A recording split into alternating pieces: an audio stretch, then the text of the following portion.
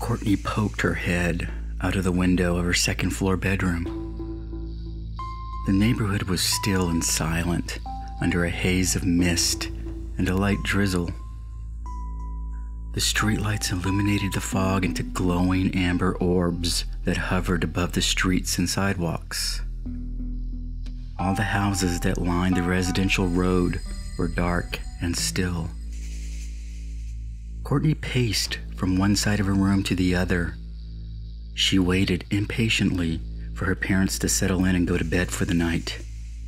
It was close to 11 before she finally heard the heavy footfalls of feet going up the stairs to the master bedroom on the other side of the house.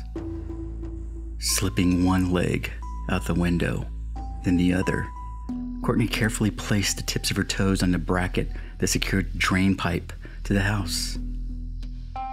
She was mindful of the light drizzle that coated everything, making it difficult to get a good grip on the slippery metal housing. The fit girl shimmied down the thin pipe with expertise and dropped to the ground for the last 6 feet. She pulled out her phone to check the time. She had just enough time. Courtney calculated after a brisk jog to the subway station, 2 stops and another fast-paced walk, she would make it with just enough time. The girl still couldn't believe she was going through all this trouble for a boy she barely knew. Courtney never did anything like this. She never lied to her parents or snuck out of the house in the middle of the night. In fact, it was usually the boy who did this kind of thing for her, not the other way around. But there was something different about him. Whenever she was around him, she felt flustered. A slow burn emerged from her core, making her cheeks glow hot and caused her to stumble over her words. His aroma was nothing but intoxicating to her. She hungered for him. Yes, that was the most accurate description of her feelings toward him. She hungered for him. When she was next to him, nothing in the world was wrong. However, alone, Courtney would ponder the events and wonder how they got to this point. She was always the careful and cautious type. This behavior was so out of character for her. She knew virtually nothing about him. She didn't know what school he went to or what he did in his free time. All she knew was his name, Jairus, or Jay to his friends. She also knew she was supposed to meet him tonight at the park bench on the east side of Big Tornfield Park. Slightly out of breath, she descended the stairs to the subway platform and waited for the train to arrive. The fluorescent lights flickered off and on erratically, casting a pale greenish-blue glow over the walls. Separating the inbound and outbound platform was a 4-foot drop where the tracks were laid and disappeared down a long, dark tunnel. The platform was deserted and deathly quiet. Something not unusual at this time of night, but still oddly left the girl with a feeling of emptiness and loneliness. Courtney poked her head over the edge and looked down the tunnel, hoping to see the lights of an approaching train. A soft chuckle filled the empty terminal, startling her. She realized she was not alone. From the corner of her eyes, she noticed a lone figure sitting in the shadows. Not wanting to let the stranger know she saw him, Courtney kept her head turned in the direction of the tunnel. She turned around and took a seat on a bench. Keeping her head down, she tried to get a good look at the strange man in the shadows. The man was sitting on a bench, slouched and arms stretched wide, as if he was watching TV at home, with one leg crossed and placed upon his knee. Courtney couldn't help but notice the clothes he was wearing. They seemed excessively baggy to a point of ridiculousness. The same could be said of his feet, which were abnormally large for an average person. Regardless of what the weirdo was wearing, she was almost sure he was watching her intently from across the way. For the moment, he did not move a muscle. His stare remained unbroken. Slowly, his head cocked to the side, and his hand slowly rose. Swaying left to right, he waved hello to the frightened girl. A gust of wind began to blow from the incoming train, pushing the stagnant air from within the tunnel. The faint whine grew louder as it approached. Courtney stood as she ignored the man beaconing her greeting from across the way. The train flew by before it began to slow to a stop. Flashes of light escaped the train windows speeding by. From the far side of the platform, Courtney caught quick glimpses of the man, now standing and approaching the edge of his platform on the outbound side of the subway station. Over the squeals of brakes grinding the massive machine to a stop, she thought she heard someone laughing under its rumble and roar. The train finally came to a stop, and Courtney tore her gaze away from the stranger. She quickly boarded the empty train and sat with her back towards her new admirer. She didn't get a distinct look at him, but the girl remained unsettled at what she saw, or what she thought she saw. Her mind was already working to convince herself she had only imagined it or was mistaken. Courtney's rational side was hard at work convincing herself she hadn't seen glimpses of the pasty white skin, the thick blue eyeliner, or the crimson red hair and nose. Above all else, it was its stare the girl wanted to forget. That face was burned into her memory, and no amount of denial would erase it from her mind. Engraved on the surface was a forced expression of bashfulness and innocence. However, to Courtney, the appearance it cast was fake and artificial, most likely because the genuine feeling was so foreign and alien to it. It was the face of a predator. A disarming and playful demeanor meant to trick and deceive its young and unsuspecting prey. It was a mask that conveyed a friendly look, with a single intent and desire to lure away any and all who were naive or unaware that such evil exists in the world today. Courtney shivered at the thought of the man roaming around at night in empty train stations. He could have easily been on her side of the platform, waving from only a few feet away. As the train began to pull away, she slowly turned around, only to see an empty platform through the flickering lights. Rows of dirty and empty benches soon vanished into the distance as the train accelerated and sped away. Courtney sat alone on the train, still feeling unnerved. The loud clanks and bangs of the train wheels against the tracks rocked her back and forth, preventing her from relaxing. Her mind kept returning to that empty platform across the way, and the weird man slouched on the bench in the shadows. Courtney still refused to believe what she'd seen in those brief flashes of light. What would a man dressed up like a clown be doing in a subway station in the middle of the night? Like everyone else, she'd heard of the clown sightings. Everyone at school was talking about it. It seemed like everyone knew someone who'd experienced a clown encounter. They told stories of near misses or chilling, nerve-rattling chases along deserted hiking paths. Sometimes it just stared at you. It just stared. With time to spare, the train slowed at Courtney's stop. She waited impatiently for the doors to slide open.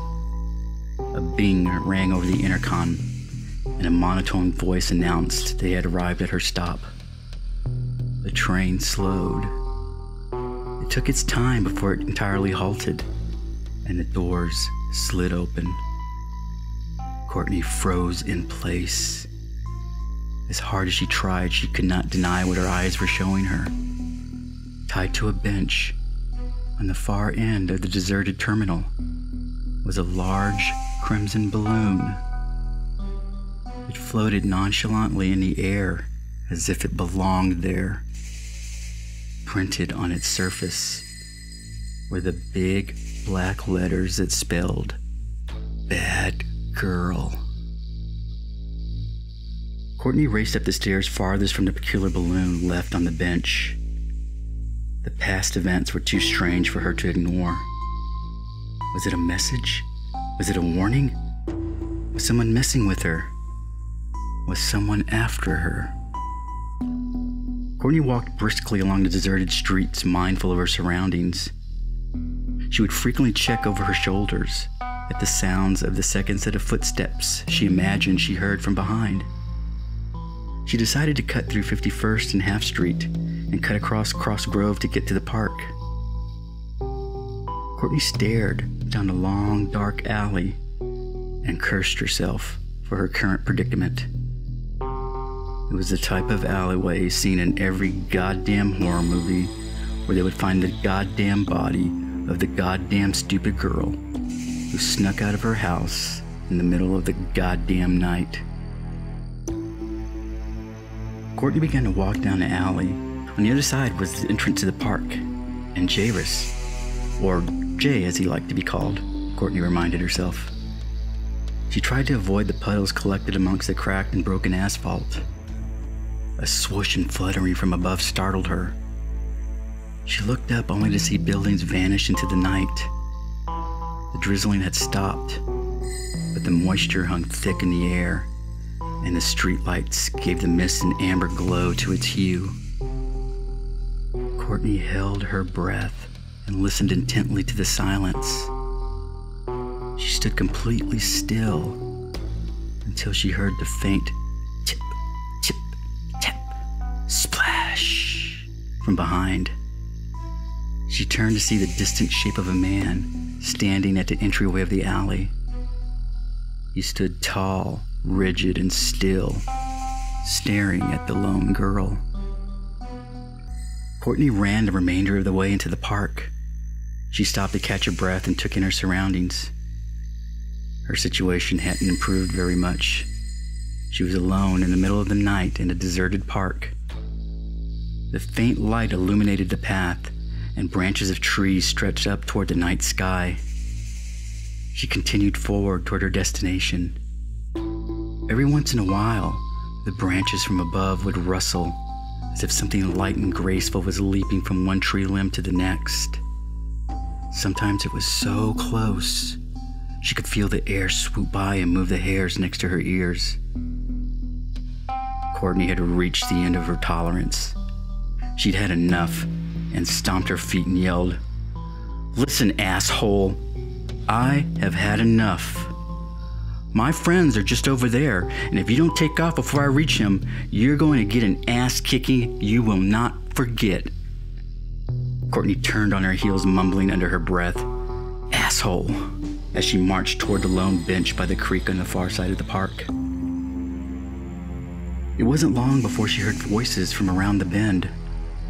There were hoops and hollers from young voices, seemingly having a good time. Under the orange and yellow glow of the park lights, she saw 4 figures underneath its illumination. One stood still with his arms crossed, staring off into the distance. The other 3 jumped off and on the park bench and table, swinging from the light post, apparently entertaining each other on this dreary night. As Courtney drew closer to the bench, the lone figure uncrossed his arms and looked up. With genuine delight, he said, "Babe, you made it. I was beginning to worry you wouldn't show up." He took the girl in and embraced her in his arms. He buried his face in her hair and inhaled deeply, saying, "I missed you." Courtney took in the embrace, and the flood of infatuation and emotions made her lightheaded and flustered. She lifted her eyes and saw the silhouettes of the 3 strangers, watching the spectacle intently. They slowly drew closer with their heads slightly tilted to the side. The odd behavior was enough to clear her head momentarily. She pulled away from Jay and asked, Who are they? Jay gestured in their direction dismissively and said, "Oh, them, they're nobodies. They're family. Don't mind them." Courtney looked at the three figures, then back to Jay and said, "I thought you said it would just be you and me." The taller of the three strangers stepped forward and called out, "Jairus." He spoke in a guttural language that Courtney could not identify. Jay responded in the same language, and all four of them began to laugh. Courtney pulled away and said, "This is not what I came all the way out here for. Do you know what I went through to get here? I had to climb out of my house and risk my life. I had to wait in a deserted subway all by myself with some creep making goo-goo eyes at me from the other side. I'm wet, I'm tired, and my hair is a mess. So you'll excuse me if I'm a little pissed when I show up and you're here chilling out with these Siberian stooges over there." Courtney turned to leave when she felt the firm grip on her arm pull her back to Jay's embrace. He whispered into her ear, "I'm terribly sorry, my little platelet. The truth of the matter is, we all have to endure these mild inconveniences from time to time. Perhaps that is a lesson I should teach you this very night." He laughed. The flood of emotions and infatuation rushed over Courtney once again. She felt the heat burn in her cheeks and build in her chest. His scent stirred her feelings and threatened to overcome all rational thinking and any sense of self-preservation. Then for one brief second, the spell was broken. It was confusion that cleared her mind and thoughts. It was confusion from one word spoken to her. She turned to look at Jairus in the eyes and asked, "What did you call me?" Jairus' smile and eyes clouded into blood-red orbs with black slitted pupils. The flesh from his face fell away in clumps, revealing pale and leathery skin. Hooked claws rose from each side of his head just under his ears. Loud ripping emerged from bony appendages, tearing free from his back, revealing large translucent wings. He opened his mouth wide, and long curved fangs broke through the surface and tore through the gums. He spoke with a voice gurgling with saliva and phlegm. "My dear, dear, dear delicious little platelet. Yes, that is what you are. You look so tasty, I can't wait to eat you up."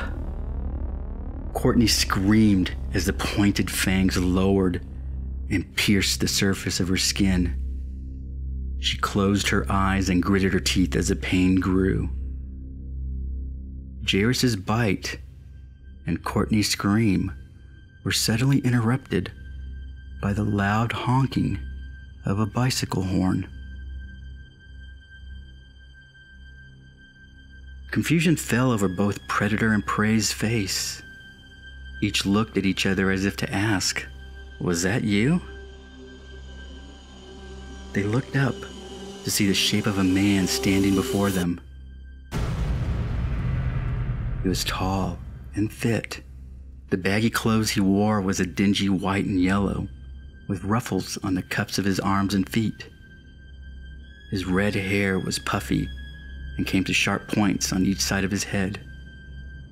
His face was a pasty white, with blue paint streaked across his cheeks and eyes like war paint.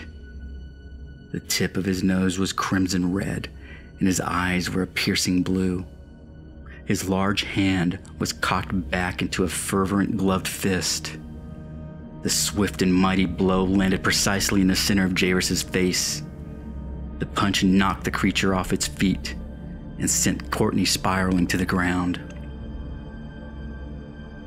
From the darkness, two clowns flipped into view on the left and right side of their taller companion. Each brandished silver daggers in their hands.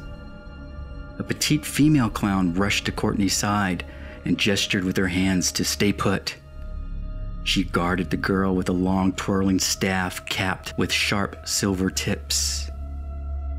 Courtney watched in amazement as the four clowns engaged the four creatures, displaying incredible acts of acrobats and skilled tactics of seasoned warriors. She gasped in surprise as the tall clown smashed the head of an attacking monster with an oversized mallet, and the creature's body burst into flames. The clowns moved as one, coordinating their attacks and anticipating each other's moves to overcome and outmaneuver the physically superior beasts. Jairus flew and perched upon a low-hanging tree branch and maliciously glared down as one after another of his brothers fell to the skills of their enemy. He scanned the scene and smiled when he saw Courtney cowering on the ground and decided that tonight should not be a total loss.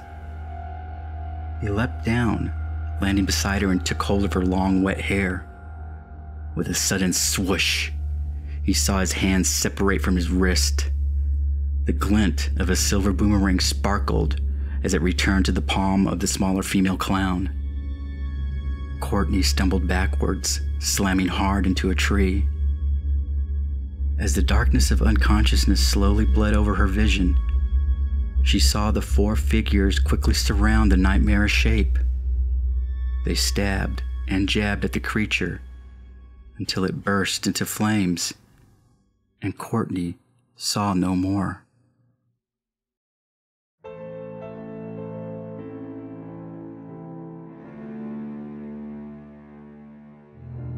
Courtney opened her eyes. Her blurry vision was slow to clear, but it eventually did. She soon realized she was back in her bedroom. Of course, she was not fooled. She was not stupid or going crazy.